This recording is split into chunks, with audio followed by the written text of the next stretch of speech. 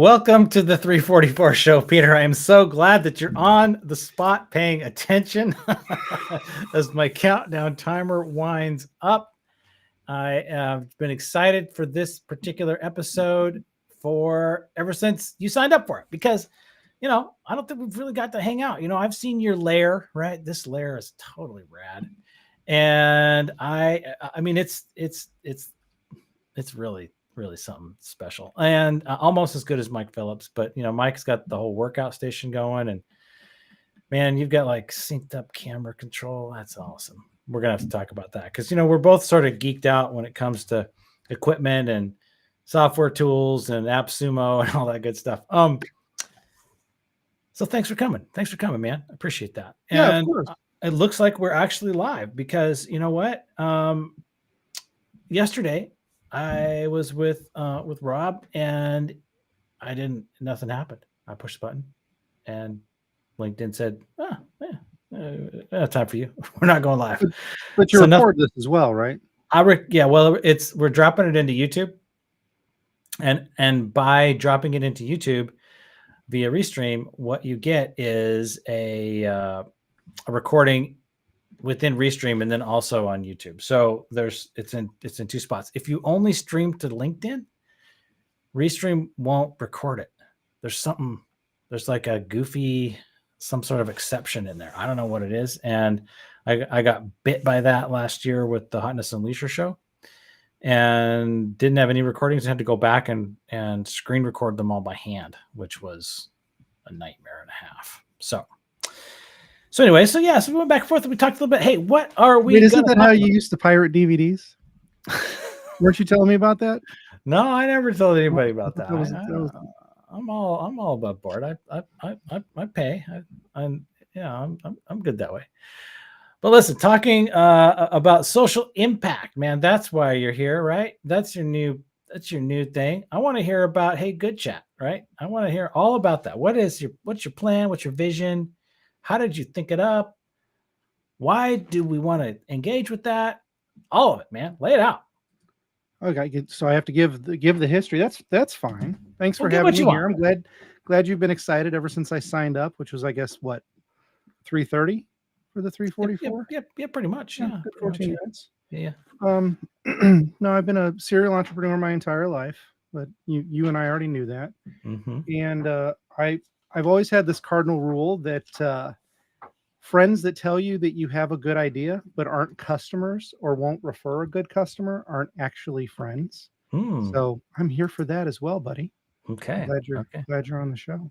Yeah. Okay. Glad you're doing the show. This is your show, not my show. I guess we're going to be talking about my show or one of my shows. Well, just own the show. Pretend it's your show, right? All the shows. Okay, perfect. So getting back in the history, one of the where Hey Good Chat came from. Yes. In 2015, so 2012, wow, long time ago, I had started an organization, grew it huge, 7 figures within 2 years, had 350 employees, was operating in 7 territories that I owned, 35 territories total.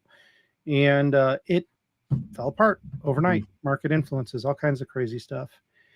And it wasn't the first time that I was involved in a startup that had done that. It was the first time that I was helming one that had done that. And I was having a hard time coping with that whole thought process, with how that worked at large. And I had come up with a moniker for myself, Accomplished Nothing. And a double entendre. I'm very accomplished and have nothing to show for it. Or that I accomplished nothing at all. Because you're clever that way. You strike me as a sort of a clever double entendre sort of guy, right? Yeah, I try to be that way, wily in some cases. Indeed. And I had started interviewing other failpreneurs, which is a title that took me 6 years to be able to carry without weight and use it as a teaching device. And my original plan during COVID, so 2018, 2019 was when I had started really working on this, was to use it as an educational tool and a therapeutic tool for entrepreneurs to understand that whole lifestyle, whether you're a one-apreneur getting into it, an active entrepreneur, or a failpreneur, that whole manic spell of like being busy, not being busy. When you're self-employed, people think you're unemployed, so you have time to go run their errands or watch their kids or walk their dog. But then also those little things that pop up, like I always call it the spousal eavesdrop. My wife only knew Mm, what was going on in my life when she heard me talking to somebody else about it. And there's all these dangers that come from entrepreneurship. So my plan was to do that. Now, as somebody that loves starting projects and not finishing them, as you already mentioned with AppSumo, we are collectors of unused tech. we are. I Um, forget about. Yes, we are. Yes. uh, I had inventory, I had the right items, Hmm. and I just couldn't pull the heart together to publicize anyone's story. Mm, So it became kind of a private working group, and it was nice in that way. It was therapeutic in its own right. If somebody wants to carry that torch, I'll be more than happy to help them pick that up. I do think it's something that needs to happen. I don't think I'm the person for it. okay. So I COVID hit, decided to be a stay-at-home dad, both unintentionally and intentionally. Got very heavy into consulting. Again, I do a lot of marketing and sales consulting, RevOps consulting, Hmm. and I started doing it pro bono for nonprofits. Okay. My big thing. Yeah. And when I decided it was time to go back to work, I started looking for entrepreneur in residence roles. Hmm. Beautiful, fun title, work for a Yeah. big company, but get to Beautiful. do all the fun startup stuff. Yeah. Who wouldn't And want that? yeah, it's awesome. Yeah. And I eventually found an entrepreneurship role at Mhm. Auth0, Yeah. which was acquired by Okta, Mhm. helping build out their .org division, which was their Okay. nonprofit division. And what I Mhm. would be in charge of was the impact go to market, or selling and marketing to nonprofits, doing product donations, discounted product, whatever it may be, but go to market for charities and nonprofits. Okay. And a gentleman by the name of Alex Sloan put Mhm. faith in me, and his judgment is questionable, but maybe in that case it's not. Okay. And yeah, so we were acquired by Okta, Yeah. and I really just fell in love with the space, stayed in love with the space. So I still Mhm. do charities and nonprofits, but I've expanded into product led growth and startups and all this stuff that doesn't matter compared to the show. Anyway, my former colleague at auth0.org, her name's Jessica Keaton, moved over to Okta for Good, the Mhm. social impact division of Okta. And we had always had nice conversations with other people. And when I had started in the role, I was new to the space. Alex took faith in me because I was an entrepreneur and because I Mhm. worked with nonprofits often and I knew how to speak to Yeah. nonprofits. Right. Right. Right. It makes sense. Mhm. And so I just kind of made this pledge of, hey, I'm going to talk to at least 3 people a week in this space that seem like they know what they're doing. Okay. And the more of these conversations I was having, the more I was regurgitating what they said, and the more people were going, "Hey, where'd you come up with that? Why are you thinking about that?" And I'd go, "Well, so and so told me." And they're like, "Oh man, I wish I was there for that conversation." And I Mm. kept hearing that response. So I'm Mhm. like, I'll start getting permission to record it. Yeah. And then I'm like, now I'm a creeper with recorded conversations. Just going to start randomly handing them out to people. No, we're not going to do that. Call it a And that's podcast. yeah, that's exactly what we're going to do. We're going to record it anyway, and we'll call it Yeah. a podcast, and we'll publish it without you proofing it. And that's that. Send me a good headshot. That's all I Yeah. ask for. Yeah. But this colleague of mine, Jessica Keaton, she's strong in all the areas that I'm not. So I'm that. The joke is that I'm Gaston with the life path of Forrest Gump. We could spend a lot of time going into that. Okay. But she's nonprofit background, social worker by education training, like completely opposite side of the spectrum. So we complement each other very well. And one of the fun things that we built into the show was when we book a guest, the other person has no idea. Hmm. So one of us comes in overeducated about the guest, and the other one comes in Un. blank. Okay. That's fun. All right. So that's kind That of like that is fun, and you'll pick up on it in some of the shows. okay. Gotcha. And we had the pleasure of Becky Endicott and John McCoy on our Mhm. first show. They Mhm. have a podcast called We Are for Good, and they Mhm. built a whole community. And they have this is all that stuff that we aspire to. You know, they have Right. a podcast that releases 3 times a week. They're on multiple seasons. They've interviewed huge organizations like Giving Tuesday and Charity Water, and they did that thing. Hey, Mm. Peter, you're our friend. Let's help you out. We'll Yeah. do your first show. Yeah. How about that? Great. And since we're on it, we'll promote it through all our channels. Great. Awesome. No sales pitch needed. And I think it was because we had a good concept, Mhm, because we had always operated as people connectors, and they mhm. saw the value in that. And I think being, case in point, you being a people connector is an important thing, and that the social currency is always going to be key. What's that horrible adage? Network is net worth. Yeah, yeah, people say that, and yeah, it's like, mm, yeah, No, no, and I'm a I strong yeah. yeah, it's popular though, but anyway, Yeah. go on. So what I tell people is I believe in banking relationships, and that you should make deposits before you make withdrawals, Mhm, mhm. that it does not accrue interest, and that the account can expire. And Yeah, you operate on that. But I network is net worth is no. yeah, you don't always get to make withdrawals, and I think I really jive with that, man, because, I think about, like, the whole, the Hotness Unleasher show, which is coming back on Saturday, by the way, yeah, I'm excited. It's based on a principle of simply giving, period. Sorry. Like, that's it. Like, nice. Nice effects. That's it. Like, with no reciprocity, no expectation of anything in return. And I hope, I kind of think like that's what made people kind of dig it, like that came through. I never asked anybody for anything other than just to, nothing. Actually, I never asked any other than nothing.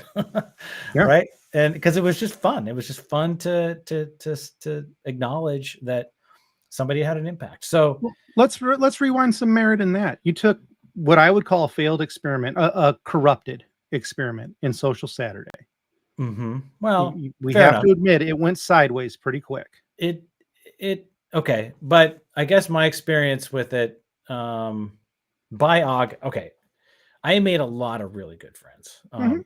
through that experience, you included, and, but then, yes, that the intensity of just this blind networking wore itself out by August. So for me, and I think it was sooner for you. And I couldn't keep going, right? I just couldn't keep doing that anymore. And so it sort of popped up. It just bloomed, right, all of a sudden. So anyway, I am grateful to the Social Saturday experience, but it it maxed. I couldn't keep. I was not trying to get you to defend Social Saturday. I Okay, was trying to say that you, let's go into the weed methodology. You were able to have something spring out of that, what okay, became a wasteland, and you used your popularity and you used your podium to lift others. It wasn't the Trevor show, it was the Hotness Unleasher. Here are people that I'm impressed by right now. hmm And that's a hmm big deal, man. That's a it was big deal. fun. It was fun, and I have to give credit. I mean, look who's here, right? Look who is here right now in the comments. And I don't know if you can see them, but I've got them rolling in. We've got Gretchen and Stavina and Melissa Houston and Leslie. Leslie's come into my world a little bit more recently, but like Gretchen and Stavina and Melissa, like those are all you know members of this community who really jumped in and just hit the Hotness Unleasher concept hard and loved it and created functionally created a community, like spontaneously almost. And I just sort of happened to be the one to, I don't know, like through random action and a desire to go live. It just kind of brought it together, right? It just made it, just kind of made it happen. So I really feel like I just was sort of in the right place, the right time with a certain set of skills that translated, right? Like, Oh, okay. Like, well, what else is there, right? I don't know. I just right. it it and it was fun, right? And it Okay. is fun. And I'm hoping that the next season 2, which is going to be monthly, and it's going to be a mashup of the season 1 finale, which was a whole bunch of people, and then the season 1 regular season, right, which was fewer people, kind of more methodical, a little deeper. And we're going to kind of blend those two things. So it's going to be 8 people, a little faster, less of me talking, more of the guests talking about who they picked, why they picked them, and pushing through. So anyway, so we are almost out of time here, buddy. And okay, then let's race through things. yes, let's race. Let's race. Take a chat. It's at goodchat.org. If you're interested in corporate social responsibility, it's a great thing to check out. If you're just interested about how companies are doing good or they could be doing better in the world, it's something to check out. Let's roll back to Social Saturday. I got burned out because people see a title and they see an organization, and where I work is not a joke. So I was getting a lot of really bad pitches. And as someone that's been a sales manager for on and off for 2 decades now, that is very heavily in technical partnerships and revenue and product-led growth and startups in my current position, I'm like, I got to do something about this. Yeah. So show number 2 coming out, I'm going to just do it right there, is pitch slap, because I'm tired of pitch slaps. Yeah. And we're gonna clean up our act here. And as a reformed pitch slapper, I'm gonna be part of that too, because absolutely, I have that Justin Welshian backstory like nobody's business. Was there, have been there, have not doing that anymore, and am on record for that's not my style. So this is what we should have been pitching, was the shows instead I guess of just waxing poetic about how we know each other. Well, I guess we're just. But yeah, anyway, go to pitchslap.org, sign up. Okay. If you think you should be on the show, I'm at linkedin.com/n/J Peter Wheeler. Also, I'm probably tagged on the live thing. You're probably tagged real everywhere. Handsome in my AI thing. And you are handsome in that AI thing. I just took pictures from when I was in my 20s and 30s, and it matched up what I looked like in my 20s and 30s. Yeah, there you go. All right, man. Well, thank you for coming today. I appreciate it. It's the best. And we're going to sign this sucker off. So we're going to have a count up timer, and that's how it's going to go. So with that, say these things like I know what you're talking about. All right. Well, you're going to see it here in a second. All right. Hang on. All right. Bye, everybody. Yay.